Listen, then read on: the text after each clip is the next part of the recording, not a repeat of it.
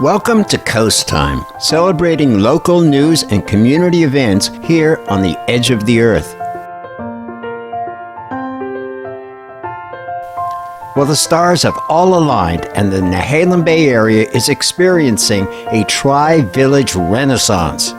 In Wheeler, the Nehalem Bay Health District's state-of-the-art medical care facility is almost completed. Years of determination and investment are paying off. This true community asset will open this fall. And Nehalem can boast about the incredible new aquatic center opening at NCRD. It is also a state-of-the-art facility and carries on the fine tradition of life-saving swimming instruction and just plain having fun in the water. The new pool will open later this year. Manzanita is putting the finishing touches on its sparkly new City Hall and Public Safety Center. This stunning little village is finally getting an appropriate space to conduct city government. An opening celebration will be held on August 2nd with official business beginning on the 4th. A high five to all the dedicated and visionary leaders who brought these ideas to life and to all the voters who supported these great adventures. One of the strangest looking fish on the planet just washed up on one of our Oregon beaches. A 6.5-foot ocean sunfish washed ashore about a quarter-mile south of the Sunset Beach approach near Gearhart. So let's take a look at the sunfish.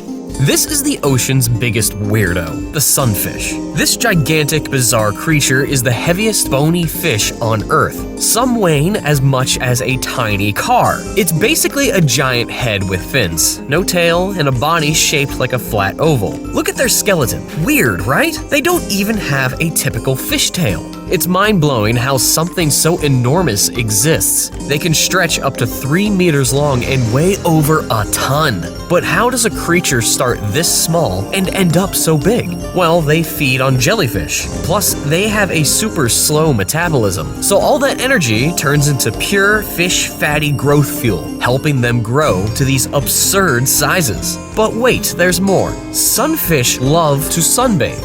Yes, you read that right. They often float at the water's surface, basking in the sun.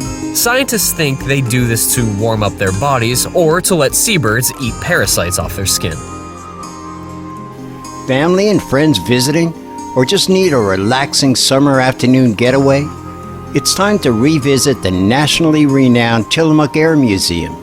Hangar B holds dozens of fixed-wing aircraft and helos in full or in cockpit form. There will be a link to all the information you'll need in the description. Here are just a few of these amazing aircraft. Fort Phantom, a Cold War legend that changed air combat forever. It was the world's first twin-seat, twin-engine supersonic multi-role fighter, capable of flying at Mach 2.2, carrying over 8 tons of weapons, and flying 3,200 kilometers. The F-14 Tomcat entered service in 1972 as the replacement for the F-4 Phantom II, the Navy's premier fighter aircraft.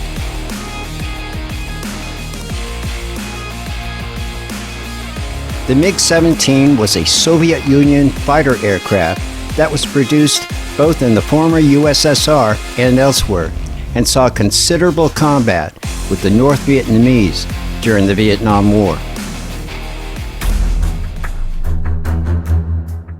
When you think of sharks, well, this is it. The truth is that there are over 500 shark species, and the overwhelming majority have no interest in eating you. The Oregon Coast Aquarium is holding a Shark and Ray Day on July 14th. This is Sage, and she will explain the aquarium's shark program.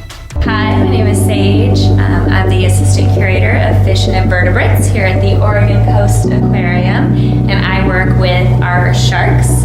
We have 4 different species of Oregon Coast native sharks.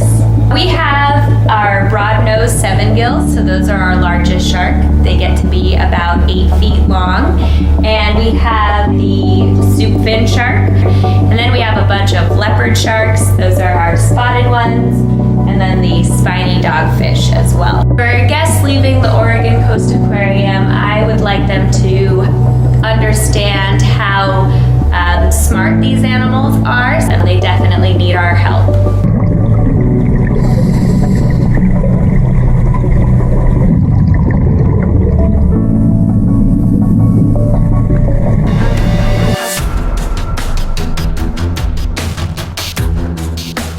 Join us again on Sunday, July 6th for another edition of Coast Time.